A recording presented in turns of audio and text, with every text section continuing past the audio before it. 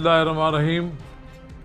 السلام علیکم ناظرین کرام، اگر آپ نے میرا یوٹیوب چینل سبسکرائب نہیں کیا تو براہ کرم اسے اپنی پہلی فرصت میں سبسکرائب کریں، لائک کریں اور اب آپ کے ساتھ شیئر کریں تاکہ جب ہم ویڈیو لوڈ کریں تو سب سے پہلے آپ کے پاس پہنچے۔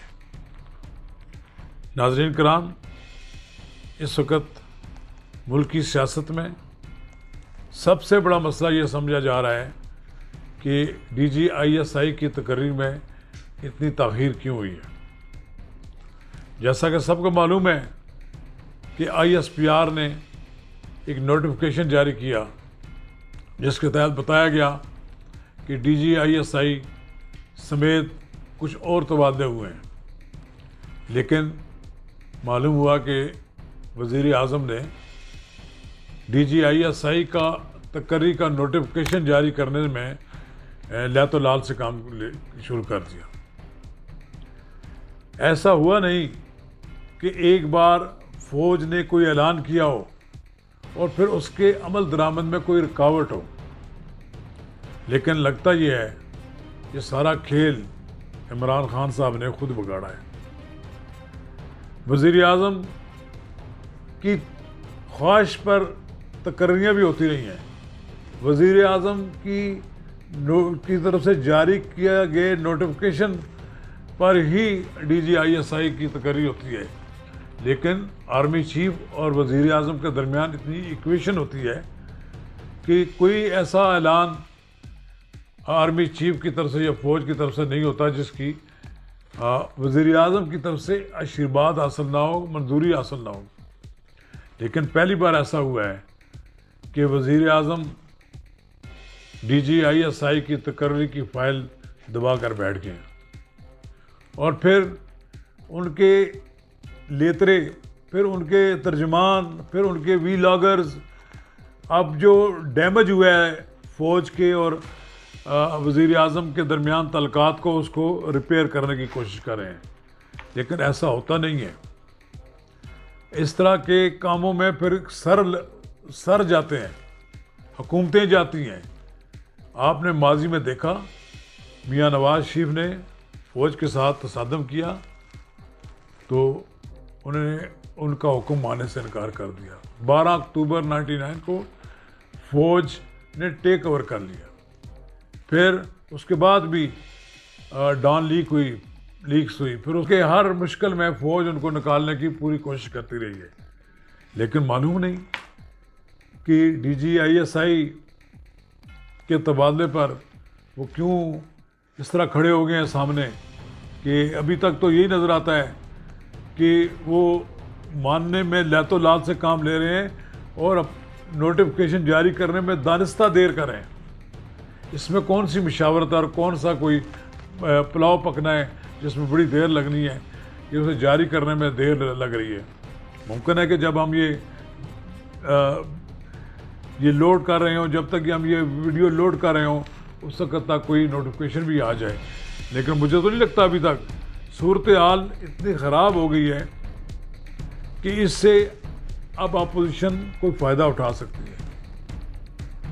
بظاہر تو یہ نظر آتا ہے کہ اپوزیشن سوئی ہوئی ہے اور لیٹی ہوئی ہے، لیکن مجھے لگتا ہے کہ ان واقعات نے اپوزیشن کو تھوڑا سا جگا دیا ہے اور وہ اب صورتحال سے فائدہ اٹھانے کے لیے پلاننگ کر رہے ہیں۔ ایسے اشارے مل رہے ہیں کہ اپوزیشن حکومت کے خلاف تحریک عدم اعتماد بھی لا سکتی ہے اور حکومت کے خلاف تحریک بھی چلا سکتی ہے۔ اس کے لیے ماحول بن رہا ہے، مجھے ایسا نظر آتا ہے۔ لیکن مجھے ایسا نظر آتا ہے کہ وزیر اعظم اور آرمی چیف کی ملاقاتوں سے کوئی نتیجہ نہ نکلنا وزیر اعظم کے لیے ہی نقصان دہ ہے، کیونکہ اس طرح ایک جو فضا کریٹ ہو گئی ہے جیسے یہ پتہ لگتا ہے کہ دونوں طرف قوتیں ایک طرف اپنے اپنی پوزیشنوں پر کھڑی ہیں اور کوئی فیصلہ نہیں ہو رہا۔ میری 50 سالہ صحافت میں کا یہ تجربہ ہے کہ جس نے بھی پہاڑوں سے ٹکر ماری ہے، جس نے بھی پہاڑوں سے ٹکر لی ہے تو سر اسی کا پھوڑا ہے، پہاڑ کا کچھ نہیں بگڑا، اس لیے ماضی میں جتنے لوگ پہاڑوں سے ٹکراؤ کرتے رہے، پہاڑ سے ٹکر مارتے رہے، ان کے اپنے ساری پھوڑے ہیں. کوئی جلا وطن ہو گیا، کوئی پھانسی کے تختے پہ چڑھ گیا، اور کوئی حکومت سے محروم ہو گیا. لیکن بہرحال حقیقت جو ہے اس کو نظر انداز نہیں کیا جا سکتا. وزیر اعظم کو ہٹانے کے 3 آئینی راستے ہیں. ایک راستہ تو یہ کہ فوراً وہ استعفیٰ دے کر چلے جائیں، خاموشی سے اپنے گھر چلے جائیں اور اپنی پارٹی کے کسی اور رکن کو پرائم منسٹر بنا دیں. دوسرا راستہ یہ ہے کہ ان کو ہٹانے کے لیے کہ وزیر اعظم خود ہی اسمبلی کو توڑ دیں، خود ہی ایڈوائس جاری کریں اور اسمبلی کو توڑ دیں اور نئے الیکشن کروا دیں. وزیر اعظم کے خلاف ابھی صورتحال تو یہ ہے کہ کوئی کیس نہیں چل رہا، تمام کیسز بند ہیں. فارن فنڈنگ کیس جو ہے وہ بہت سلو رفتار کے ساتھ چل رہا ہے، اور ممکن ہے جو نیب کی فائلوں میں دبے ہوئے ہیں وزراء کے خلاف کیسز، وہ بھی آہستہ آہستہ نکلنا شروع ہو جائیں. یوں ہی وزیر اعظم حکومت سے الگ ہوئے تو یہ جو فائلوں میں نیب میں ان کے خلاف جو کیسز رکھے ہوئے ہیں وہ تیزی سے منظر عام پر بھی آ سکتے ہیں. اس وقت دیکھیں، اب تو عمران خان نواز شریف تو نہیں ہے جنہوں نے 12 اکتوبر کا انکار کر دیا تھا بندوق کی نالی کے سامنے استعفیٰ دینے سے. ابھی 6 یا 8 ارکان کی اکثریت سے قائم حکومت ہے. اس کے اطاعت میں بھی کسی وقت بھی آپ دیکھیں گے کوئی نہ کوئی بہانہ بنا کر ہلچل پیدا ہو جائے گی اور الگ ہونا شروع ہو جائیں گے، تو حکومت تو خود بہت ختم ہو جائے گی.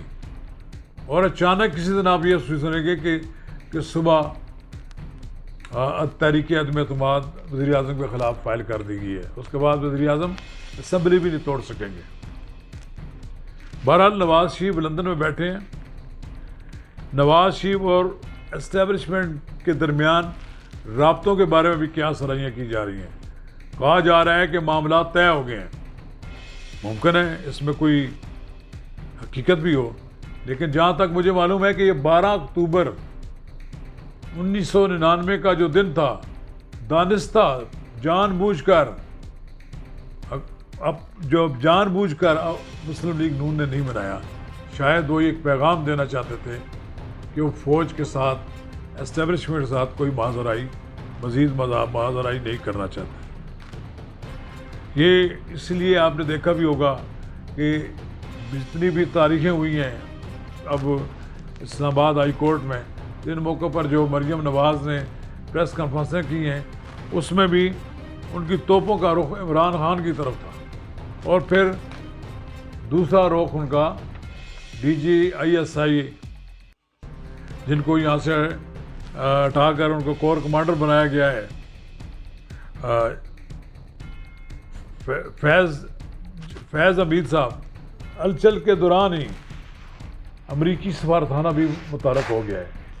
امریکی سفارتخانہ کے کونسل جنرل نے میاں شہباز شریف، اس کے بعد مریم نواز، اور پھر اب یوسف رضا گیلانی سے ملاقاتیں کی. یہ اپنے نوٹس لے رہے ہیں، یہ اپنی تفصیلات اکٹھی کر کے امریکہ کو دے رہے ہیں کہ پاکستان میں کیا کچھ ہونے والا ہے اور کیا کچھ ہو سکتا ہے.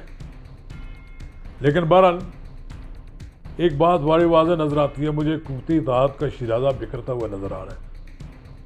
کسی وقت بھی اپوزیشن تحریک چلانے کی کال دے سکتی ہے.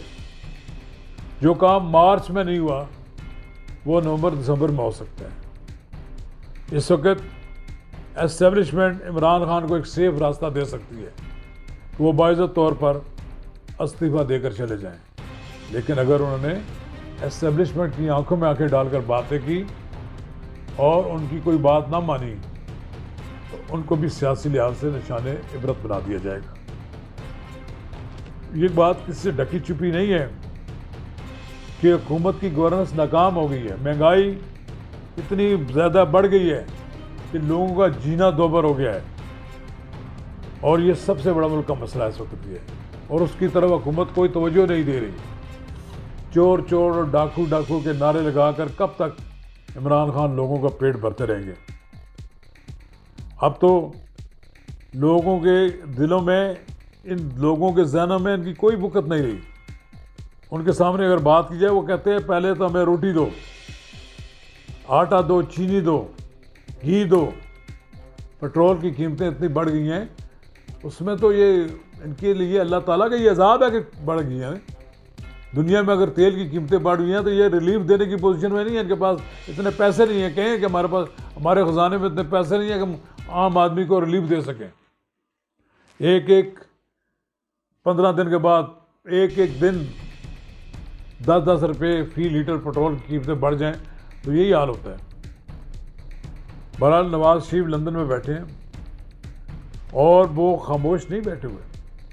پاکستان میں ہونے والی سیاسی منظر پر، تبدیلیوں پر ان کی نظر ہے، اور آپ یہ دیکھ سکتے ہیں کہ کسی وقت بھی اسٹیبلشمنٹ اور مسلم لیگ نون کے درمیان کوئی ارینجمنٹ ہو سکتا ہے، اور یہ ارینجمنٹ ہو گیا تو پھر عمران خان کا کھیل تماشا ختم ہو جائے گا. چودھری نثار علی خان پاکستانی سیاست میں ایک بڑے جہاں دیدہ سیاستدان ہیں. انہوں نے پچھلے دن یہ کہا تھا، بتایا تھا کہ عمران خان کو نکالنے میں ایک بڑا مسئلہ یہ بھی ہے کہ ان کی بڑی نیوسنس ہے. وہ یہ پبلک میں یہ شور مچائیں گے کہ مجھے کام نہیں کرنے دیا گیا، اس سے میں آ گیا ہوں. اس لیے ان کو اس طرح ہٹانا بھی آسانی سے ممکن نہیں ہے. ان کا یہ خیال تھا، ممکن یہ ہے کہ پھر اب اس کو تحریک عدم اعتماد کے ذریعے ہٹا دیا جائے گا، تو پھر اعتماد کھو دیا. اس میں کسی کا کوئی قصور نہیں ہوگا. بہرحال عمران خان یہی کہہ سکتے ہیں کہ جب وہ یہاں سے اقتدار سے جائیں کہ مجھے کام نہیں کرنے دیا، حالانکہ انہوں نے کوئی کام نہیں کیا. عمران خان کے قریبی حلقوں میں یہ بات کہی جا رہی ہے کہ عمران خان نے سیاسی شہید بننے کا فیصلہ کر لیا ہے.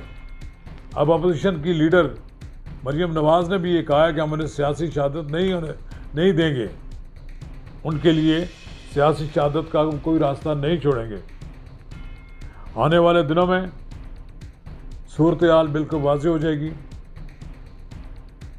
سیاست کا رخ کیا ہوتا ہے، سیاسی صورتحال کیا کروٹ لیتی ہے، اور اونٹ کس کروٹ بیٹھتا ہے، یہ سے ہمیں چند دن انتظار کرنا پڑے گا.